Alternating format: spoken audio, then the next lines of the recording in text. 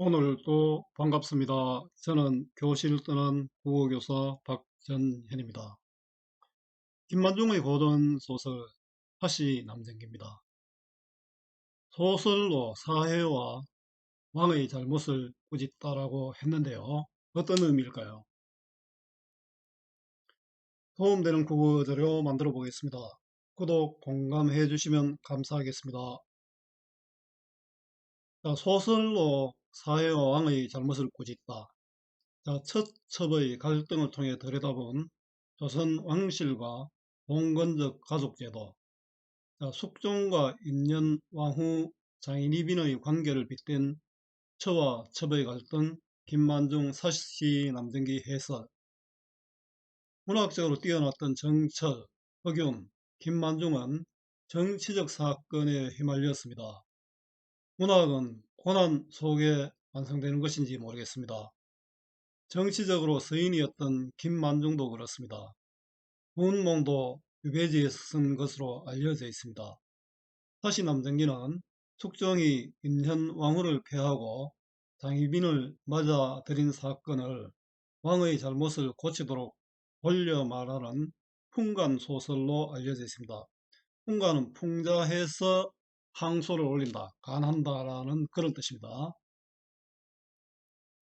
축첩이 성행했던 조선에서도 서첩 간의 갈등은 어쩔 수 없었고 왕실하고 예일 수도 없었습니다. 숙종이 인현왕후를 버리고 장희빈을 총애했으나 희빈에게 다시 다약을 내린 일도 그중 하나입니다.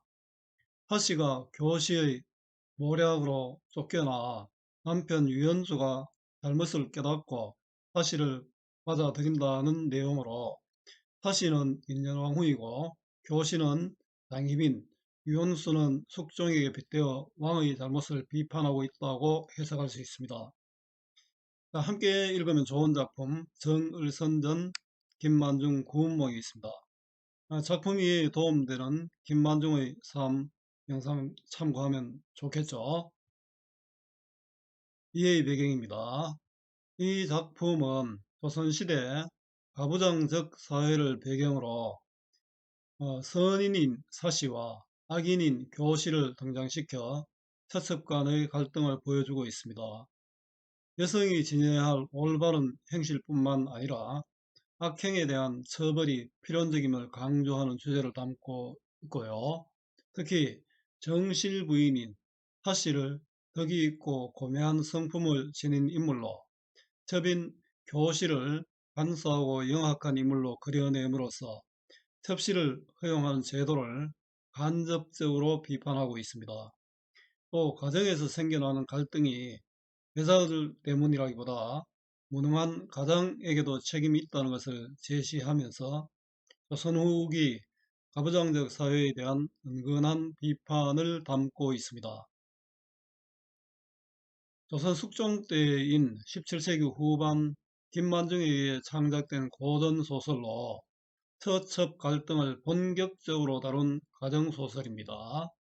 공문 한문으로 된 필사본에서도 활자본 이르기까지 많은 입원이 전하지만 내용상 큰 차이는 없습니다. 작품에서 벌어지는 여러 사건이 당대의 인현왕후 폐위를 둘러싼 희빈 장씨 사건과 유사해 창작 동기가 많은 논란을 일으키기도 하였습니다.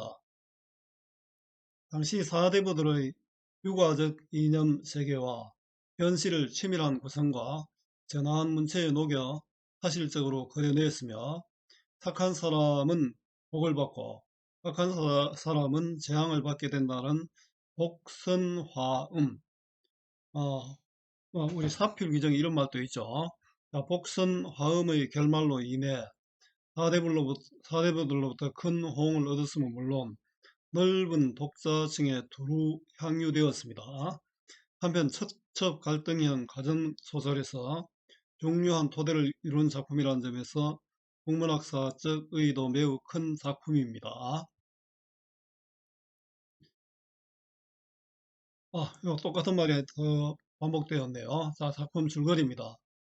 명나라 명신 유희는 배경이 명나라다 그죠? 늙음하게 아들 연수를 낳았으나 드디어 부인 최 씨가 세상을 떠납니다. 연수는 15세에 과거에 급제하여 한림 학사가 된 후 덕성과 재덕을 겸비한 사정옥과 결혼을 했습니다. 사시죠. 그러나 사시가 9년이 넘도록 출산을 못하여 유한림에게 후씨를 얻어 후사를 이으라고 권하고, 한림은 사시의 간곡한 청에 못 이겨 교씨를 받아들였으나 고모 두 부인은 못마땅하게 생각합니다. 교씨가 아들 장주를 낳고 얼마 후 사시도 혼인한 지 10년 만에 아들 인하를 낳습니다. 간악한 교씨는 문계 동천과 짜고 온갖 흉계를 꾸민 끝에 장주까지 죽여 사시에게 누명을 씌웁니다. 결국 한림은 사시를 축출하고 교씨를 정실로 삼습니다. 사시는 시봉의 묘화에 머물다가 몽조로 교씨가 보낸 자객을 피해, 몽조는 꿈속에서 암시죠. 꿈속의 암시로 교씨가 보낸 자객을 피하여 수월함에 거처하며 여성 묘희의 도움을 받습니다.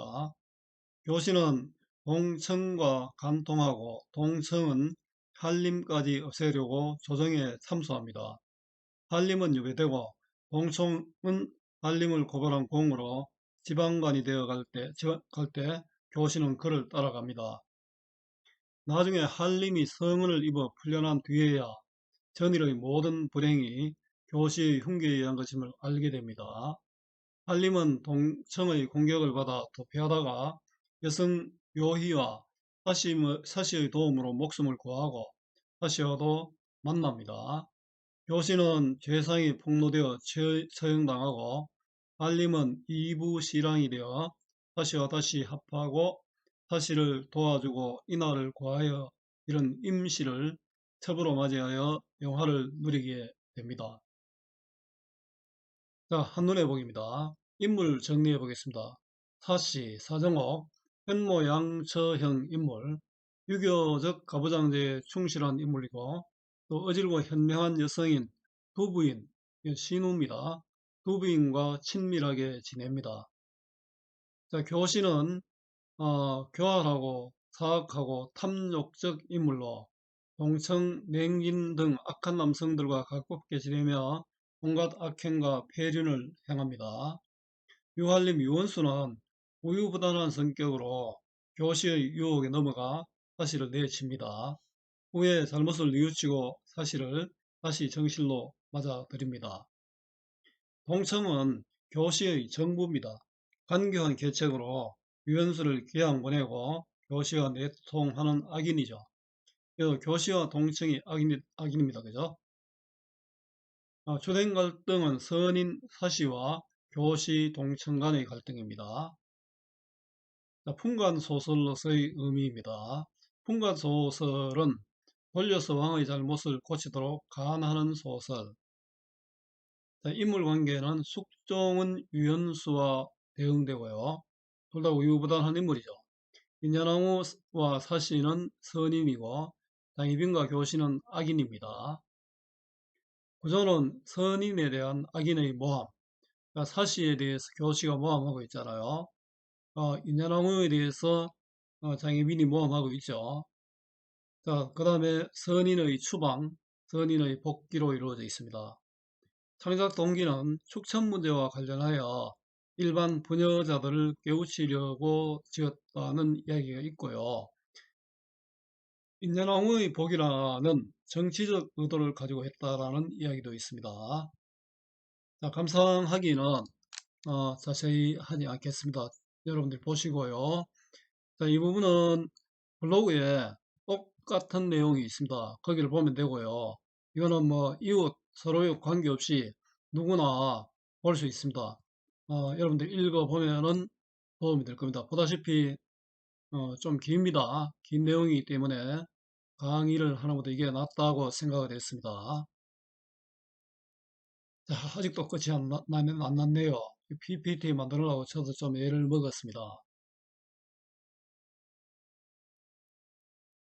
김완중의 사시남정기를 보니까 남해로 한번 가보고 싶습니다. 남해에는 김만중의 유배지가 있습니다. 한번 나중에 기회 있으면 가봐야 되겠습니다.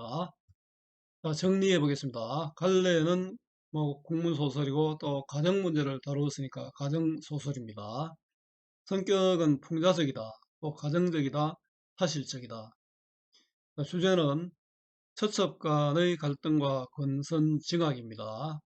처첩 간의 갈등과 또 사시의 교행,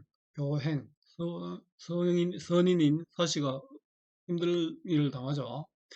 한 가문의 처첩 갈등으로 인해 사시가 겪게 된 고행과 부덕, 부녀자의 덕이다라는 뜻이죠. 특징입니다. 명나라 초기 중국, 숙종에 대한 비판 의도를 숨기기 위해 중국을 배경으로 설정했습니다.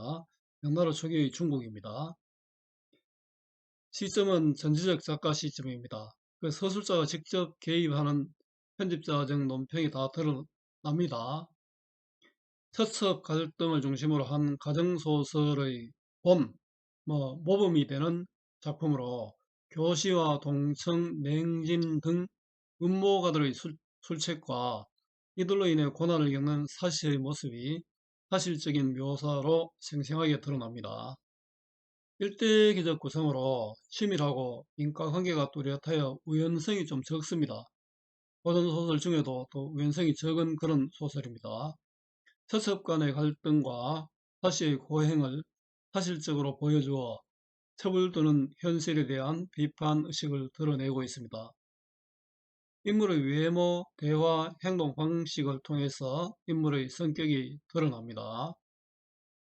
당대 봉건적 양반 가정의 실상을 그림과 동시에 선과 악의 대립 구도를 바탕으로 권선징악의 교훈적 주제의식을 드러냅니다.